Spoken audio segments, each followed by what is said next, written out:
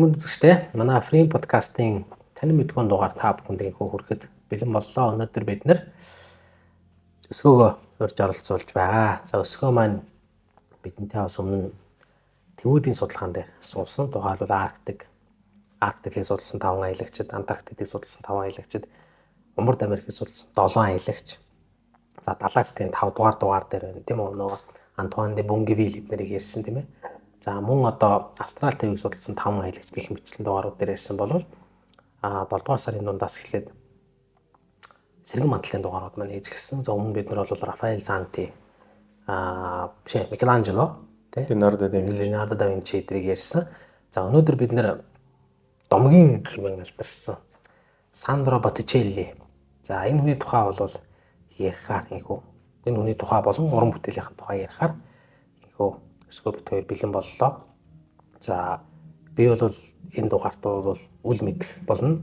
Манай өсгөө маань их мэдэх болно. Тэгэхээр яг манай өсгөөг яг сонирхож судалдаг энэ сэдв байгаа. Тэгэхээр Сандро Боттичелли. За Боттичелли гэж юм хэм байсан бэ?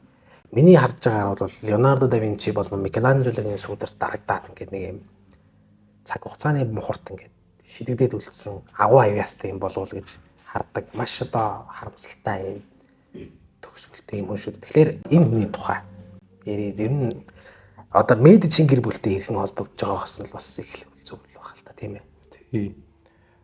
Таны ярьж байгаа түмэн зөвлөлтөө сэргэн мандалтын үеийн одоо сэргэн мандалтын гихэн үеийн хамгийн шилдэг зураач хийнэ гэж явдаг. Хүмүүрийн зөвлөх харилцан идэлгүй. Зарим нь зөвхөн өөрийгөө ялахыг хүсдэг бол зарим нь өрсөлдөгчөө ялахыг, нэгдмэл байхыг, мөрөөдөлдөө хүрэхийг, өөрийгөө бусдад батлан харуулахыг зорж байдаг. Харин таны зорилго юу вэ? Triton Sport хэвлэлтэй спорт хувцсны үйлдвэр. За тэгээд түүний бүтээлүүдийн гол онцлог нь өөрөө их тийм модерн шинжтэй. За тэгээд 19-р зуунд дахин нэгдэж одоо алдар нэр нь цууж эхэлсэн. За дэлхийн 2-р дайны үеэр бүр Италийн бэлэг тэмдэг. Түүний зурагнууд бол Италийн бэлэг тэмдэг болж эхэлсэн байдаг. Муссолинигийн PR-ийн ажлаар хэмээн пропагандагаар хичээлж болно. За тэгээд орчин цагт бол тиймэрхүү байгаа. За тэгвэл энэ хүн яг хэн байсан бэ, юу байсан бэ гэдэг нь бол нэрнээс нь эхэлнэ. За манай хүнийг бол Боттичелли гэж нэрлэдэг нь бол түүний хочин. Нэр нь ингэж мөнхөрсөн байгаа. Манайхан ч нэг ярддаг гамбаа гэл нэг хоч байдаг шүү дээ. Яг тэрнтэй адилхан Боттичеллигийн хожигдсон. Энэ нь бол одоо баг торхч гэдэг ч юм одоо торхон гэдэг утгатай үг. За энэ нь түүний хүүхэд настай шууд холбоотой. Түүний аав бол Мариано Дивани Филиппеппи гэж хүн байсан. Марианагийн хувьд бол өөрөө арсны 8 хийдэг бас тийм гарын эвдүүтэй тийм хүн байсан. За тэгээд хүүхдүүд нь бол одоо 4 хүүхэдтэй. Хамгийн бага хүн бол Алессандро буюу манай Боттичелли байсан. За түүний ах нь бол түүнээс ганц 2 насаар ах. За тэгээд алтны дарханд ажилладаг тийм залуу байсан гэж байгаа. За тэгээд ахынх нь бие хаан их тийм мэралэг, бүдүүн төв шинжтэй тийм хүн байсан учраас тийм дүүрэн хүн байсан учраас түүнийг бол одоо торох гэж өчилдөг байсан. Тэгээд дээрээс нөгөө нэг юм дархны газруудыг Италиар Bottega гэж нэрлэдэг. Буюу нөгөө Botticelli гэдэгтэй холбогдоод авчдаг.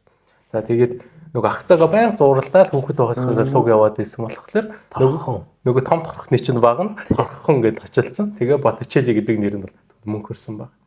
За тэгээ сонирхолтой нь бол аав нь гайгүй айлд өссөн учраас гайгүй районд гэдэг юм одоо гудамд байсан. За тэгээд Веспуччи гэр бүлийнхний саахалт нь байсан гэдэг. За тэгээ хүүхэд байхдаа нөгөө Америко Веспуччиг таньдаг байсан гэдэг.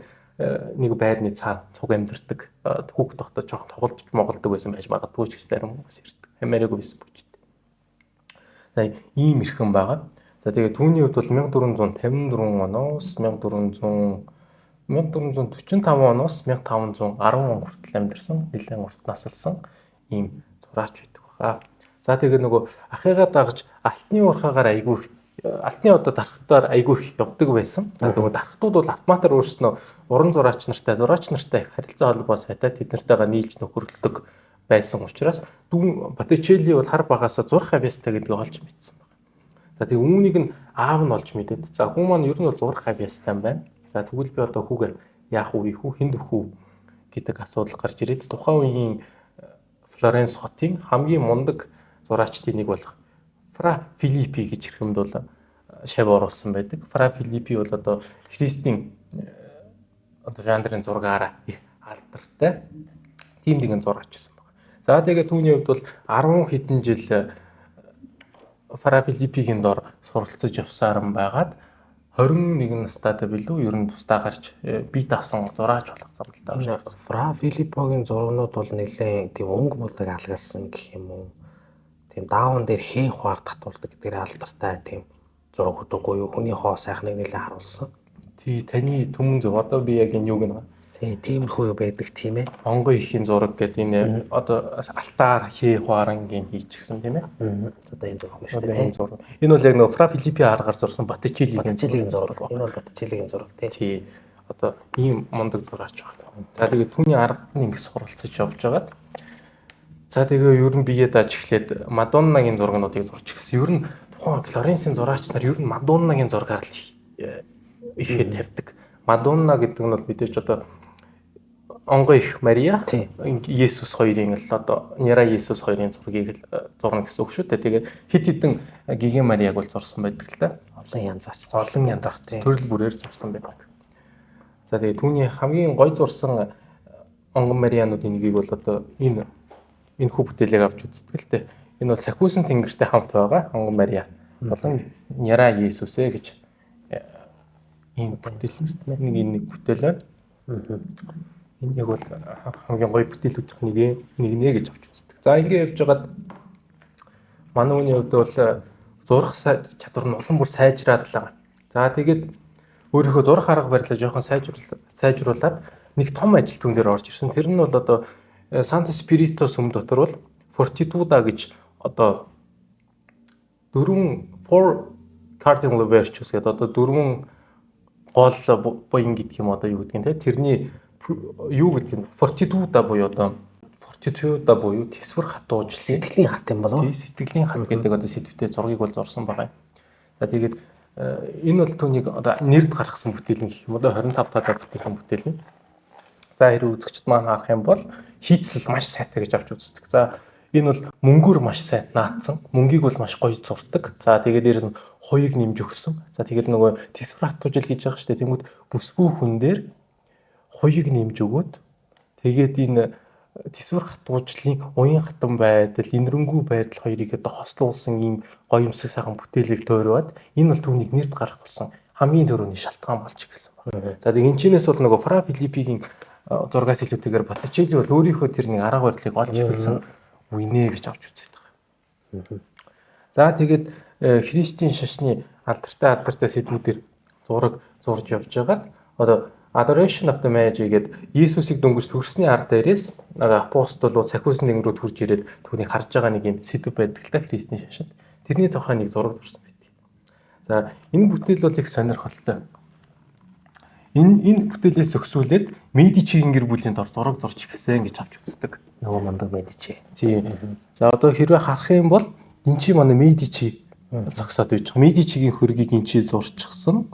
За тэгээ Иесус ингэ байж байгаа гэдэг ч юм одоо эн чинь ингээд дандаа мундаг хүмүүс тухайн үеийн мундаг хүмүүсийн хөргийг энэ дээр баг багаар шингээсэй гэж авч үзэж байгаа. Тэгээд дээрэс нь энэ хүмүүс бүгдээрээ одоо апостол Паул гэдэг ч юм одоо найдан Паул тий эдгээр хүмүүс одоо мундаг хүмүүс байгаа даа шүү дээ. Тэнгүүд эн чинь нэг гүйм итгэлтэй та бидний өдөөс хараа байж байгаа нэг шаргал өстэй залуу байна. Энэ бол Боттичеллигийн хөрөг нь өөрийг ингэж зурсан буюу энэ үед бол өөрийг жинхэнэ нас бий гүйтсэн боловсрч дууссан зураач байна гэдгийг мэдэрсэн үе нэ гэж яриад байгаа. Яагаад вэ гэхээр хардаа намайг хар би энэ мундгууд ичинд иргэд байна шүү дээ гэдгээ ингэж өөрийгөө тунхаглаж харуулсан үе нэ гэж авч үздэг. За тэгээд бас эдгээр зургууд дээр гэдэг ч юм уу дандаа Медичигийн гэр бүлийнхнийг ингээд зураад явж исэн гэдэг ч юм уу маш сонирхолтой. Одоо ингэж карьераа бол хөөдлүүлж эхэлсэн байгаа юм. За тэгээд хөрөг зургийг бол үнэхээр мундаг зурдаг. тухайн үед одоо тухайн үеийн сэргэн мандал тийм үеийн одоо хөрөг зургийн гол онцлог нь юу вэ гэхлээр 3 орны хагас гэдэг ч юм уу шууд харсан юм хөрөг зурч гэсэн. Энээс өмнө болонгод нөгөө Ромын уламжлалаар буюу нэг одоо хуучин Ромын одоо зооснуудыг харангуй дандаа ингээ хаадын хажуу талаар нь ингээд хөрөг хийсэн байдаг шүү. Цэзэрийн зурагчны юм байдаг. Дандаа хажуу тийшээ харчихсан.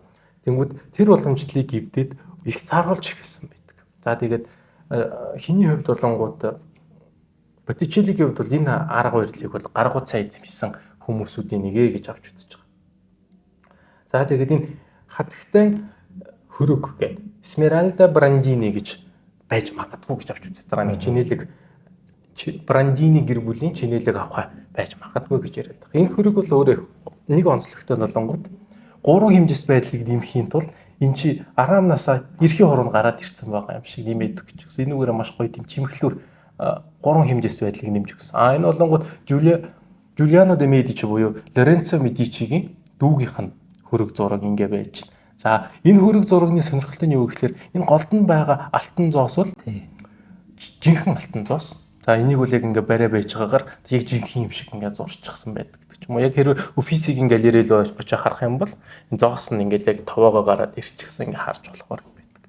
Энэ байдлаар энэ хүний хөрөг зураг дээр бол гайхалтай шинжилгүүдийг хийж ихэлсэн байдаг. За тэгээд Leonardo da Vinci энэ хүнийг бол одоо энэ хүний гой сайхан ямар мундаг зурдгийг нь бол биширдэг байсан гэж авч үздэг. Тэгээд Leonardo da Vinci магтан биширж байна гэдэг бол тэгээд ямар хэмжээнд зурж байсан бэ гэдгийнх нь бол одоо эрүүл хувхнаас эрүүл ус хааraz үсвэлжилгээний бүтээгдэхүүн. Захиалгын дугаар 98 тэгтэг 35 33 90 тэгтэг 58. За тэгээд манайхан бол одоо ингээ Медичигийн гэр бүл дор ороод ер нь ингээд карьерэнд гайгүй болоод төлөвшөөд эхэлжлээ шүү дээ тийм ээ. За тэгэнгүүт энэ хүн бол яг уран зураачийнхаа хувьд одоо санааны төвшин гэдэг ч юм уу шинэлэг зүйлийг оруулж ирэх одоо өөрийнхөө гоо зүг хайж эхэлсэн байдаг. Энэ хүрээнд бол бүсгүй хүний гоо зүг бол их хэмжээгээр хайсан байдаг л да. За тэгээд түүний хамгийн үзэсгэлэнтэй зургуудын нэг бол одоо энэ Гигэ Мария болон Есүсийн нөгөө сэтвтэл зураг явуучих. Энэ бүсгүйн царайг сайн санаад аваарай. Энэ нилээ хитэн зураг дээр давтагдаж гарч ирнэ. За хожим нь хинбэ гэдгийг нь сайхан тайлбарлаад өгч байна. Энэ зурагт нэг туртай. За тэгээ өөрийгөө тэгэж хайж эхлээд ерөн сэтвүүд дээр ажиллаж эхэлсэн. За одоо өөрөөр хэлбэл энэ Христийн сэтвээс гарч эхэлж эхэлсэн. За тэгээ дээрэс нь нөгөө нэг удаа Ром руу аялсан. За Ром руу аялж үзээд алтан өнгийг ашиглаж зурсан. Тэрнээс хойш бол алтыг тогтмол ашиглаж ирсэн байдаг. Өөрийнхөө хэрэглэн дээр. За одоо Ром түүний бүтээсэн бүтээл бол одоо энэ нүл цулгуу алт явж байгаа. Энэ бол одоо эртний Ромын нэг түүхэн үйл явдлыг л одоо дүрсэлж харуулсан ийм сэтвтэй зураг явж байгаа юм. Их олон хүн амтай бужигнсан темпера аргаар зурсан ийм зураг байгаа. Ханан дээр зурсан. За энэ ч бол хамгийн гол нь алттай маш сайн танилцж, алтыг маш сайн ашиглаж зурсан гэдгээр хамгийн гол юм бол явчихж байгаа. За тэгэд Ромд очиод ингээд зураад явчихж байгаа шүү дээ. За тэгээд бас нэг өөр түүний их сонирхолтой зураг нь одоо Эрдэнэ 100 хэд дээр очингууд юу байдгийг штэ. Бурхан багшийн яг намтрыг ингээд гаргацсан ингээд нэг зургнууд байдаг шүү дээ. Тэр чинь нэг 300 хэдийн үлээ хамгийн энтлийнх нь лөө яг ингээд 18 зураг байдаг үлээ. Яг нэг юм панан дээр тэг яг ингээд бүтэн бурхан багшийн сургаалыг бүтлээр нь харуулчихсан. Энэ бол яг тийм баха. За энэ болонгууд яг ижлэгэн зураг байгаа. Энэ бол Есүсийн замналыг ингэж харуулсан зураг явчих. За Есүс гинэ Моисеийн замналыг харуулсан зураг явчих. За тэгээд иймэрхүү байдлаар явсаран байгаад сэргэн мандалтыг санах хэрэгтэй. Юу сэргэж мандж байгаа вэ гэдэг сонирхолтой тий. Тэгвэл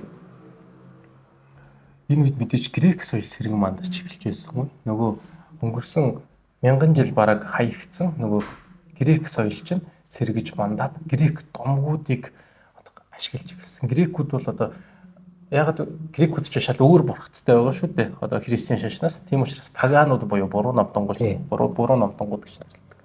За тэгээд грек томгуудыг өөрийнхөө бүтээлүүдтэй шингээж гисэн. Энэ бол 1480-70-ад оны сүүлчээс 1480-ад оны хүрээнд явж исэн. За тэгээд түүний карьерийн оргил үе гэж ойлгож болно. За тэгээд энэ үе бас юутай давхцаж байгаа вэ гэхэлэр нөгөө юуны араас болсон. Пазигийн хувилдаа гэж ярьсан шүү дээ. Пазигийн хувилдааны араас болсон. За тэгээд Жулиано Медичи тэр үед алуулсан Медичиг алах гэж оролцсон гэд ярьж ирсэн тийм ээ. Тэгээд Пазигийн гэр бүлийг хөөж гаргаад боомлж халаад сүртэй юм болсон гэд ярьж ирсэн. За тэгээд энэ хүрээний Кентавр ба Афин Паллада гэдэг энэ зургийг зурсан байгаа юм. За Кентавр энэ нөгөөх бүсгүйчл ингэ явж байгаа. Нөгөө дүрцэл энэ л харагдал байна л да. Кентавр нь бол энэ тий. За энэ бол Афин Паллада дээрх бол одоо баатруудыг ивент итгэж байдаг сэц мэрэгэн ухаантай хамгийн хүчирхэг бурхтын нэг гэж ярьж үздэг. За грек домгоо грек домгийг унших юм бол Зевсийн одоо суудлаас нь унгаах тавилантай бурхтын нэг, хоёр бурхтны нэг байж таардаг. Афин Паллада дээрх хэвд. Түүний хувьд бол одоо нөгөө Гомерийн Одиссей эдрийг унших юм бол Одиссейг байнга тэтгэж дэмжиж байдаг, түүнд тусалж байдаг. За дараа нь түүний хүү тусалдаг гэдэг ч юм уу тий аимхан гарахт нь тиймэрхүү байдаг. За энэ чинь бол Кентавр гэж байгаа. За тэгвэл энэ ямар утга учиртай зураг вэ гэхээр энэ Кентавр бол одоо эхний грекээр бол хүний тархинд юм хоёр эхлэл байна гэж авч үздэг юм байна. За хоёр эхлэл нь бол одоо юу вэ гэхээр логос буюу оюун ухаанд эхлэл, патос буюу амьтналаг эхлэл. Патосоор явчингууд хүн аппетитэндээ буюу одоо нэг юм хүсэл амьтналаг хүсэлтэд дарагдаад унтаж ивдэх, ууж идэх, шунал гэдэг ч юм уу одоо тэр л байж болохгүй бүхэл юмдад баригдаж эхлээд одоо болохгүй гэдэг нэг тийм асуудал байдаг. За гэтэл бол логосоо дагаад явах юм бол одоо нөгөө нэг дөрвөн буян гэсэн шүү дээ. Тэр дөрвөн буйнаа олж ухаарад эрдэм мэдлэгт одоо үн цэн өгж эхлээд дурлаг уран сайхныг ойлгоод өөрийнхөө одоо бүтээлч эхлэлийг нээж үздэгэ гэж авч үзэж байгаа. За тэгээд энэ бүтээлийг харах юм бол өнөөх патосын эхлэл буюу амьтналаг эхлэл нөгөө Кентаврыг Афин Паллада дээрх толгооноос нь багал зурдаж одоо сургаж байгаа.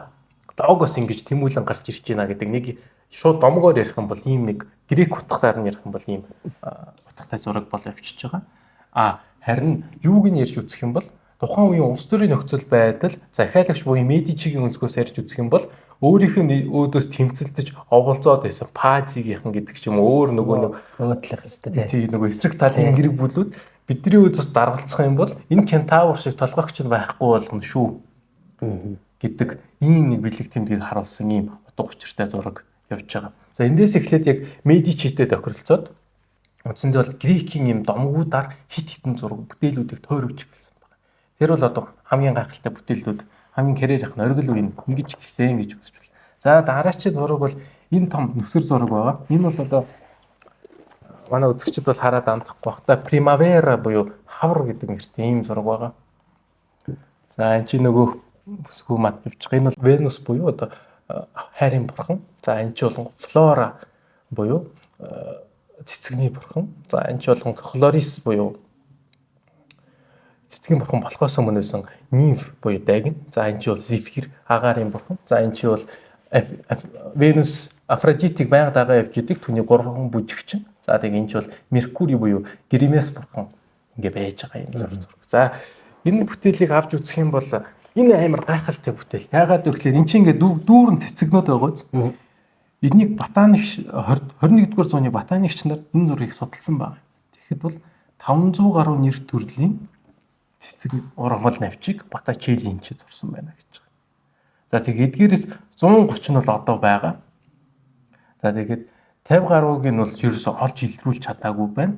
За тэгээд үлдсэн нь бол одоо өөр төрөл зүйлбэр байдлаар бол одоо яг цэцэг биш нөгөө ариун ургамлын төрөл зүйл болоо явчихдаг гэдэг ийм судалгаа гарч ирж байгаа. Өөрөөр хэлбэл зүгээр нэг гой сайхан бүтээл байгаа зогсохгүй түүхийн одоо 500 гаруй жилийн өмнө ямар ургамал ургаж исэн бэ гэдгийг ч харуулах боломжтой ийм бүтээл хийж байгаа. За энэ бүтээлийн утга учир бол өөрөө амьдралын шилжихүй цаг агаар уур амьсгал одоо хавар гэдэг үйлрлийн мөн чанарыг харуулсан ийм гайхалтай бүтээл. За нэг юмыг сануулж хэлэхэд Боттичеллигийн хувьд бол сонгодог боловсрал эзэмшээгүй буюу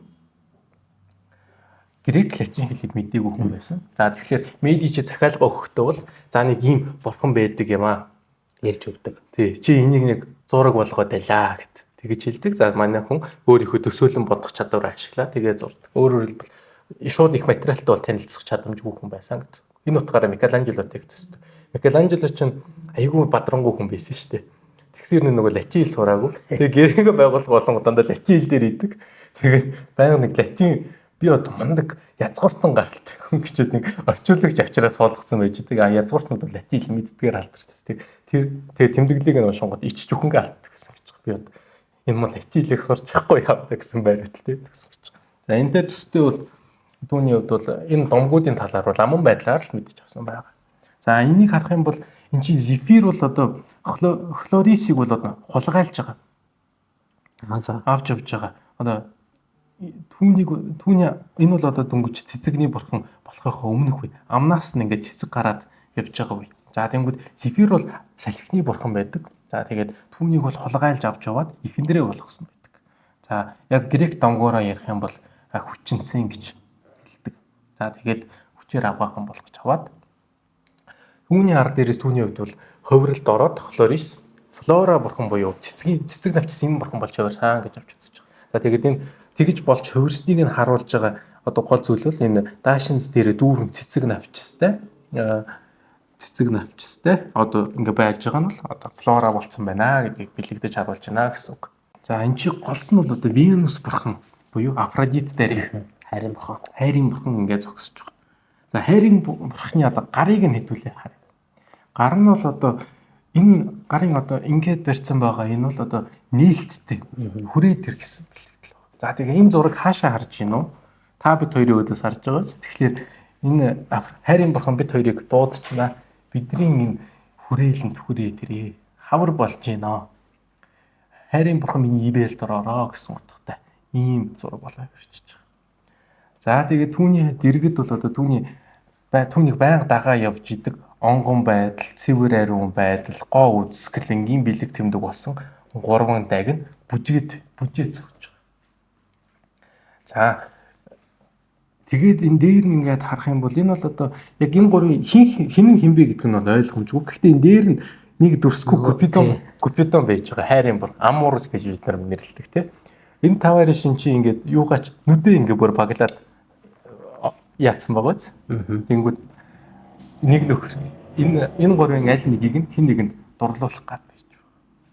За тэнгүүд эн чи хэн зогсож ийн вэ гэхээр Меркури буюу Гермес бурхан. За олон улсын харилцааныхан бол түүнийг бол одоо дипломатуудын бурхан ч гэж одоо заримдаа ярьдаг. За бас хулгайчдын бурхан ч гэж түүнийг бас хэлдэг. Яагаад гэвэл маш түргэн шуурхай голцоо дандаа тийм завсрын үүрэг ролыг гүйцэтгэж идэг. Зевс нэг үүрэг даалгавар өгөх. Тэрийг биелүүлэх гэж явж идэг. Хүнд юм хэлэх гэж гүйж идэг гэдэг ч юм. Одоо жишээлбэл Прометейн домгийг авч үзэх юм бол Зевс бол өөрөө очиж уулзахгүйгээр Гермест өөрийнхөө үгийг хэлж явуулсан байдаг те. Тэнгүүд чи Прометей Гермес чи зайл Зевсийн үгээр явдаг чи юм болго зулгүй амтан гайл хөвөө явуулчихдаг. Яг тэр үгээр явж байгаа. За тэгээд энэ бүтээлийг хэрэг харж үзэх юм бол сонирхолтой дурлал гэдэг зүйлийг бид нар хайрын одоо хүч чадал гэдэг ч юм уу тэр утгаар нь бид нарт ингэж харуулж байгаа. Яагаад гэвэл эн чи бол одоо хүчээр авч яваад гэрэлж байгаа бурхан эн чи ингэ хайрын бурхан эн чи удахгүй дурдлах гэж байгаа хоёр хосын тавилан ингэж явж байгаа.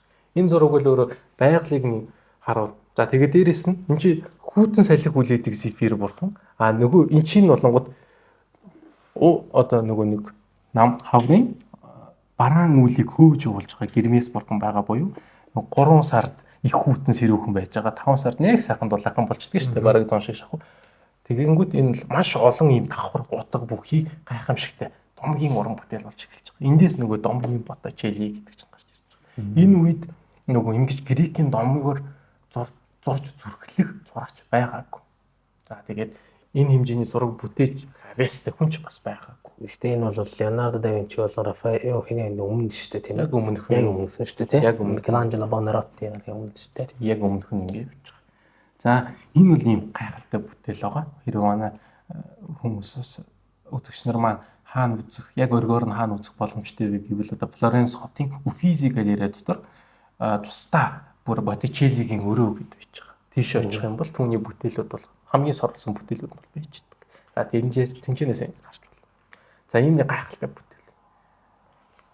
За тэгээд иймэрхүү байдлаар бол Медичигийн зурагнуудыг бол зураад явсаар юм байхад одоо түүний карьерийн одоо хамгийн оргил бүтээл гэх үтэй Венус Менделснен гэж бүтээл гарч ирж байгаа. За энэ чи тоглолт ингэж байна. За энэ чи бол бид бүхний харж байгаагаар бол Венус бурхан далайн ирэг дээр дөнгөж мэндэлчээд гарч ирж байгаа үе. Зефир бурхан түүнийг бол нөгөө өнөх агарын бурхан чинь нөгөө Хлорисыг их авгаагаа болгочоо твэрсэн байж байгаа. Өөд далайн ирэг дээр авчирж өгөөд за тэгээд түүнийг бол хүлээж авч нөмрөөр хучих гад ингээ байж байгаа. Ийм нэг бүтээл байна. За хоёулын бүтээл дээр хэрвээ нэлээд сайн анализ хийх юм бол хоёул ихэд домгоос нь ярих хэрэг бол. За тэгвэл Афродит бурхан яагаад ингэж гарч ирв? Яагаад энэ далайн хясан дээр ингэж гарч ирвэ гэдэг асуулт гарч ирв. За нөгөө эртний грек соёл бол өөрөө их хэрцгий дом момгийн сонсгон бол их хэрцгий цуснууч ихтэй аллаа ихтэй. Христийн шашин бол тийм нэгүсэнгүү их тийм гонхорсон тийм ээ их үрийн хагцалтай одоо их тийм өрөвдөж хайрлагыг ирмэлцдэг тийм соёл шүү дээ. Тэнгүүд энэ чинь бол тийм сэргэн мандалтын үеийн гоо зүг хэрцгий грек домон дээр шингээж өгсөн байна. За ямар учиртай вэ гэхлээр Гаягийн нөхөр нөгөө Гаягийн хүүхэд Уранус бурхан гэж байдаг байсан. За Уранус бурхан бол одоо Гаятай хорцож титануудыг төрүүлсэн байдаг. За титанууд бол титануудын хаан бол одоо Хронос бурхан гэдэг тийм өөрийнхөө хүүхдүүдийг эздэг байсан. За гэтэл Зевсийг одоо идүүлэхгүйгээд оронд нөгөө юу өгсөн гэдэг чинь нэг чулуун өмхүүлээд арсан Зевс том болонгуудаа хурж ирээ өшөөгөө аваад түүнийг алж дүүнрээ сулалцсан гэж ярьдаг тийм. За тэгэнгүүт Хронос бас тэгж гарч ирэхээс өмнө өөрийнхөө эцгийг алж хийсэн байдаг. Буюу Уранусыг алсан. За тэгэнгүүт Уранусыг алахдаа түүний одоо бэлэг эрхтэнгийн тасалж аваад далай руу аваа шийдсэн гэдэг. За тэгээд далай руу авч шийдсэн өнөөх нь бурхан болж гарч ирэхдээ Венус бурхан болж буюу хайрын бурхан болж ингэж гарч ирж байгаа. Нэ гэж. За тэгээд далайгаас ингэж гарч иж байгаа учир нь юу вэ гэхээр далайн ус чинь нэг тийм төрлөг нь ингэ нэг хөөхсөрсөн байдаг шүү дээ. Хөөсвөл нэг хүрхэд нэг тийм зөөл хүн тэгээд нэг тийм одоо ямар ч юм дээ. Хайрууд ч гэдэг юм уу тийм байдаг шүү дээ. Яг түүнийг бэлэгдэж Афродит бурхныг бол гаргаж ирж байгаа. Яагаад вэ гэхээр Афродит бурхны домгоор нь ярих юм бол Афродит бурхны айрс нь бол тунгалаг сайхан хаа газрын хүнд бол тохооргүй. Тэгээд хүрхний далайн хөөс шгөөе гэж гарч ярьж ирдэг. За тэгээд түүний позыг хоёлаа харъя. За энэ өөрийгөө нэг хальт халахалсан байдалтай. За тэгээд энэ бол одоо сонгодог үеийн грек баримлын одоо сонгодог поз гэж авч үздэг. Энэ өөрийгөө хальт ингэж халахалчихсан байгаа байдал нь бол одоо ичингүүрсэн халахал гэхээс илүүтэйгээр нэг нэг халахалмаар хайдий да. Миний гоо сайхныг бишрэн магт гэдэг байдалтай. Ийм зураг буюу энэ бол их тийм зачаангуу зурагч гэж зарим талаар тооцогддог. Гэтэл бол одоо тухайн үеийн Христийн шашнаар бодож үзэхэр чинь Адам Ева хоёр чинь алим мэдээд мэдлэгийн алимыг мэдээд хөөш би яагаад чармаа нүцгэн байна гэх хувцхунаар яав юу гэдгийг ичингүүрсэн байдаг. Анчи бол ичиж барьсан юм байхгүй. Гэтэл энэ чинь нэг таваариш хурж ирээд тушуух шиг нуухыг хичээгээд нөмрөг өмсүүлж байгаа. Тэгсэн чи Зефир бурхан үлээгээд нөмрүүлэхгүй байгаа. Энэ салхи бол ингээд ерөөсөө яхааргүй байгааз тогтоолохааргүй ингэж хийж гисэн байгааз. За тэгэнгүүт үүнээс бид нар бол гоо сайхныг магтан биширцгээ гэдэг үндсэн утга санаа гарч ирж байгаа. За энэ бол та бидний ойлгохоор бол үүнийг бид нар юу гэж ойлгож болох вэ гэхээр Боттичеллигийн одоо цэвэр гоо сайхны бэлэг тэмдэг жинхэнэ гоо сайхан юу вэ гэвэл би бол энийг хэлнэ гэж Боттичелли хэлээд байгаа утга учир нь энэ болж таарч байгаа. За тэгээд ийм бүтээл байна. Энэ бол одоо хамгийн түүний алдартай бүтээл. За энэ бүтээл яагаад алдартай болсон талаар бас яриад үгүй. 1440 онд дэлхийн 2 дугаар дайн яг эхлээд 1940 он. Тэг яг эхлээд байжсэн. Энэ үед бол одоо Италийн диктатор Муссолини Италиг бол одоо Европын соёлын төв. Итали бол өөрөө хамгийн соёлтой, хамгийн сайхан улс гэдгийг харуулахыг хичээж ирсэн. Тэр утгаараа пропаганда хэмжээгээр явуулсан. За тэгээд хамгийн түрүүнд нэг л удаа энэ зургийг би Америкт үзүүлнэ гэд. Тэгээд Нью-Йоркт энэ Венус Менделснен гэж энэ хүү зургийг бол аваачиж үзүүлэндээ байцсан.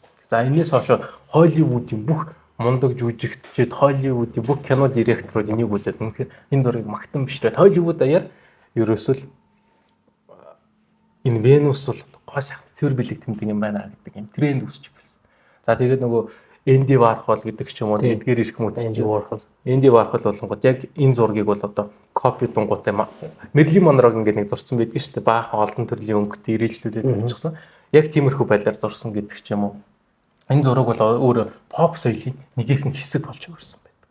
За тэгээд яг алдартай сэргэн мандлагын хамгийн алдартай зургууд дундаа нөгөө Леонардо да Винчигийн Мона Лиза. За тэгэнгүүтээ Адамыг бүтээсэн нь гэдэг нөгөө 2-3 нийлж байгаа зураг байдаг. Тэр бүтээл. За тэгээд энэ гуравт нь орж ирдэг. Ийм гайхалтай сайхан бүтээл байгаа. Энэ бол одоо хайрын бурхны төрс. Хайрын бурхан Менделснин гэдэг ийм зураг болоод таарч байгаа. За иймэрхүү байдлаар түүний хувьд бол одоо Христийн шашинтай холбоотой зургуудыг бол домогтой холбоотой зургуудыг зурсан. За хамгийн одоо бидний мэдж байгаа сүүлчийн ийм домогтой холбоотой зураг нь болонгууд Венус болон Марс дайны зураг. За Венус болон Марс. За энэ чи бол хайрын бурхан хэвтээд байж байна. За энэ чи бол одоо Марс буюу дайны бурхан Арес байж байгаа. За энэ бол их нүгэлтэй зураг л да. Хэрвээ Дантигээр авч үзэх юм бол яагаад вэ гэхээр Венус бурхны нөхөр бол Гефест дархтуудын бурхан байдаг. Хейдстэй бол одоо түүний араар тавьчихад хэвтээд байж байгаа зураг байна. За Марсыг харах юм бол Марс бурхныг харах юм бол Гүмэн их ажлын дараа ингээ байж байгаа нь.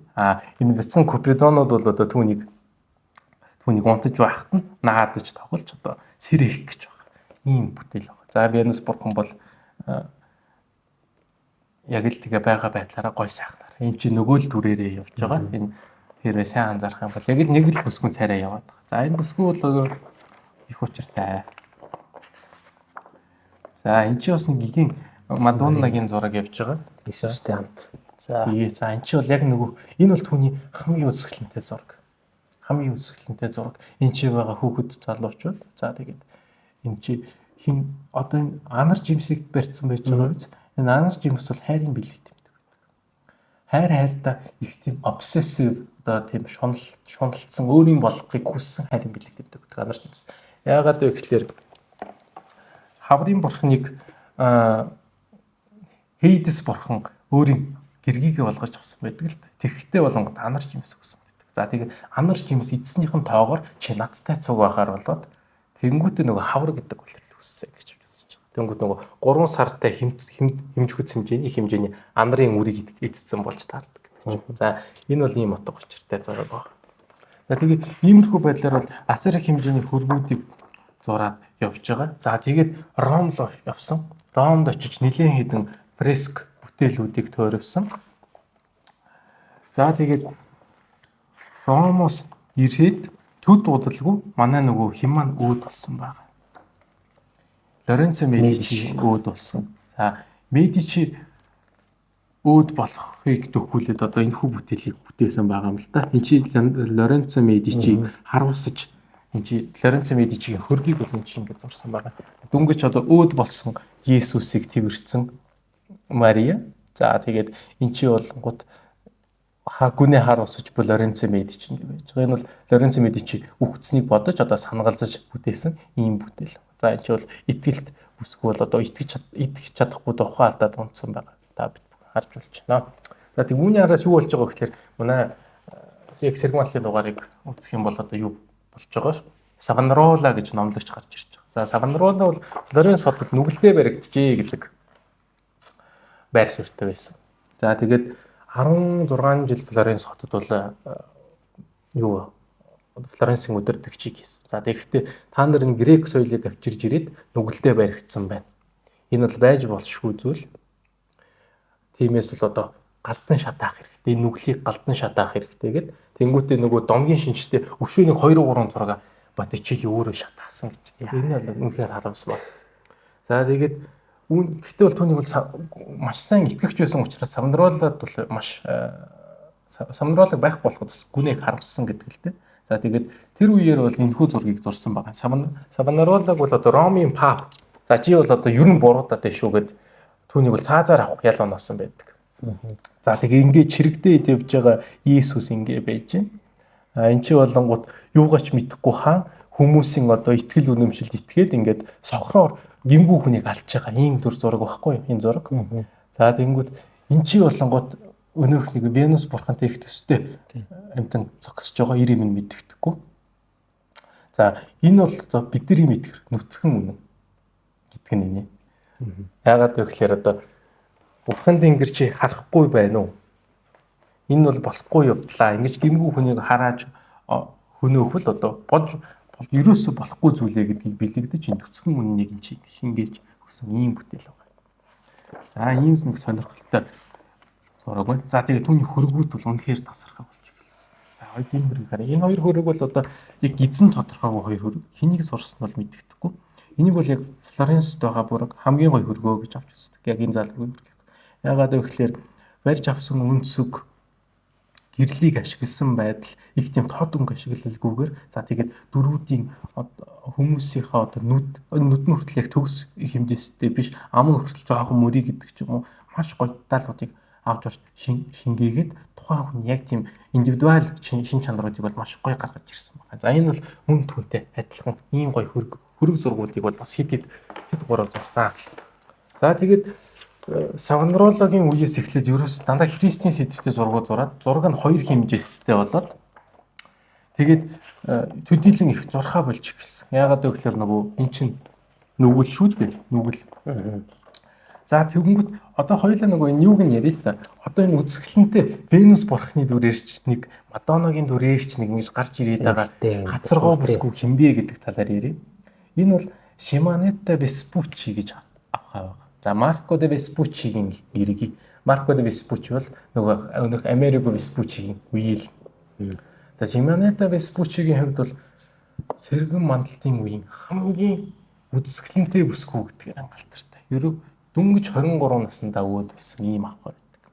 За тэгээ Simonetta Vespucciгийн зориулсан юм баяр болдог гэсэн. Тэр баярт нь Giuliano de Medici хүртэл нөгөө Lorenzo Medici-гийн дүгнэх хүртэл оролцоо түүний өмнөөс одоо Рицерийн тэмцээнд хүртэл оролцож авсан удаатай байдаг. За тэгээ 23 наснда өвөд болсон. За тэр үед бол гүнээ харамсаад тэгээд энэ бүсгүйн төрхөөр энэ бүх зургнуудыг бол ингэж зурж эхэлсэн байдаг.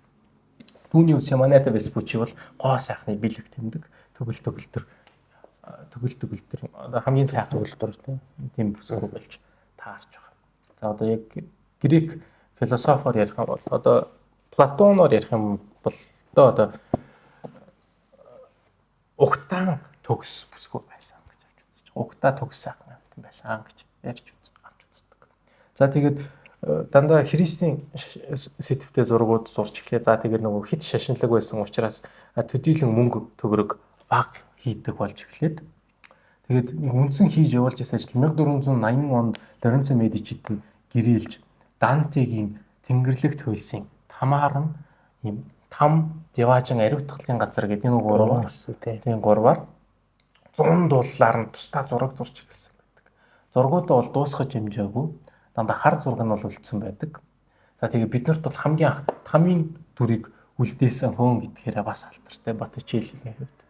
За харамсалтай миний энэхүү каталог төр бол эдгээр тамийн зургнууд нь бол байхгүй. Яг хэрвээ тэр тамийн зургнуудыг харьяа гэх юм бол Берлиний музей дотор бол тэр тамийн зургнууд нь байждаг. За тэгээд хамгийн анх бас Дантегийн тамыг бид нарт дүрслэж гэсэн хүн болж таарж байгаа. За тэгээд дараа нь соёлоо Дантегийн Тэнгэрлэгт хуйсан дараа талаар бас нэг тусдаа дугаар бас хийх байх. Данте, Рафаэл яригдэн тэгээд дуусч өгөх юм да. Тэгээд ийм хэрхэн байгаа. За тэгээ Вазаригийн бичиж байгаагаар бол энэхүү мундаг ирхэн бол тахир дутуу тайггүй лалах чадгаа болж гсэн. За тэгээ мөнгө их амархан үрдэж таран хийдэг учраас ядуу зүдүү зургийн чир хүмүүс авахаа болсон байдаг болоо. Зургийн тоогоо байсан. Яагаад гэвэл нөө Рафаэл, Микеланжело, Леонардо гэх мундагуд гараад ирсэн чинь зурганд голоо тэг гологдоод эхэлчихсэн. Энэ Авест одоо энэ Флоренц дээр ч одоо хэцүү ч юм аа та. Авестэй хүмүүс дэндүү их болчихлоор Авестэй хүмүүс гологдоод эхэлчихдэг одоо ийм сонин юм үзэгдэл байн гарах юм. За тэгээд ганц би өвгөн өөд болсон гэж авч үздэг. Тэгээд миний бунханг бол одоо хайрц Симонетагийн минь дэргэд байлгаараа гэд яг тэр хоёрыг бол нэг сүмд болчихсон байдаг. Газар нутаглуулсан байдаг. За тэгээд бас одоо хэрвээ тэр сүм рүү нь очих юм бол Огнисанти гэдэг үлээ Огнисанти гэдэг тийм нэртэй сүм байдаг юм а. Тэр сүм дээр яг ингээ очингууд яг түүний бунхныхын урд ингээд хүмүүс өөрснийхөө захидлуудыг бичээд үлдээсэн. Чиний зураг надад ингэж тус болсон шүү. Ингэж тусны болсон шүү. Чи ийм мундаг зураач байсан шүү гэл арабаар хятадаар солонгосоор ингээд баа хүмүүс захидал бичээд тавьчихсан. Тэгээ байнгын амьд цэцэгтэй бичдэг ийм амьд зураач. За түүний бүтээлүүд бол 300 жилийн турш бараг мартагдсан гэж авч үздэг. Ер нь ингээ Луврын музей лист гаргадаг юм байна л да. Заавал хадгалах ёстой зураачдын бүтээлээ гэд топ 100 бүтээл гаргаж ирдэг. Тэрэн дотор Боттичеллигийн нэг ч зураг багтж байгаагүй гэдэг. 300 жилийн хугацаанд. За тэгээд хоёр англи зураачийн хувьд бол түүний бүтээлүүдийг нэгэн одоо Шотландын Дюкийн ордонд очиж хараад бүр алмайраад ийм сайхан зураач явж байхад бид нар юугаа мэдэхгүй явж исэн бэ гэд. Тэгээд нөгөө импрессионистууд ч Боттичеллиг дахиж сэргэн мандуулж одоо нэр хүндийг нь гаргаж ирээд өнөөдөр үүний ард дээрээс бол нөгөө Муссолини түүний бүтээлийг одоо Италийн бэлэг тэмдэг, соёлын бэлэг тэмдэг болгож ашиглаад Боттичелли буцаад нэр хүндэд мандаж Леонардо да Винчи, Микеланжело, Рафаэль зэрэг нарын одоо дайтай хэмжээний зураач буцаж гарч ирж эхэлсэн байдаг. За тэгээд хамгийн сонирхолтой нь түүний хүсэл нь ингэж биелсэн байна. Яагаад гэвэл нөгөө тамийн талаар зургнууд гэсэн шүү дээ. Тэнгэрлэг төлсийн талаар зургнууд. Тэрэн дээр бол 30 одоо яг Яваачингийн бүлгийн 32 дугаар дуулынхаа нэг зураг үйдэг лөө. Би бас яг тоог нь сайн санахгүй. Тэрэн дээр болонгод нэг жижигхэн цаасан дээр өөрийнхөө гарын хэсгээ бичсэн байгаа юм л та. Нэг юм бүтээлд дотор. Тэрэн дээр нь болонгод хин Сандрогийн зурсан зураг гэд даруух нар биччихсэн. Тэгээд намайг санаж яваарэ гэдэг хэлсэн. Тийм байдаг. Хамгийн одоо сүүлчийн зургийн ч гэж магадгүй гэж зарим хүмүүс ярьдаг. За тэгээд энэ хүний хүсэл нь ингэж биелсэн байна. Өнөөдөр ч гэсэн та бид хоёр нэг удаа санаж энэ хүний талаар ярьлаа. Ийм л одоо гайхалтай. Зураач биднэрт бол Грекийн домгийг хамлуулж өгсөн.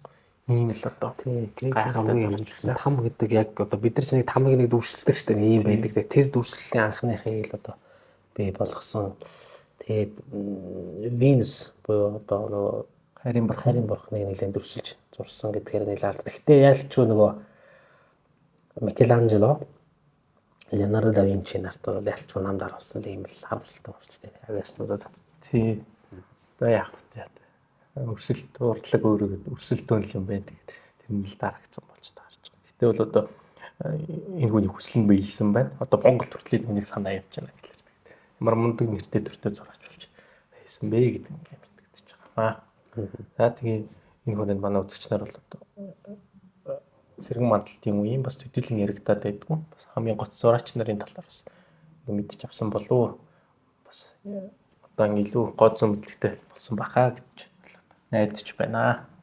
За баярлалаа.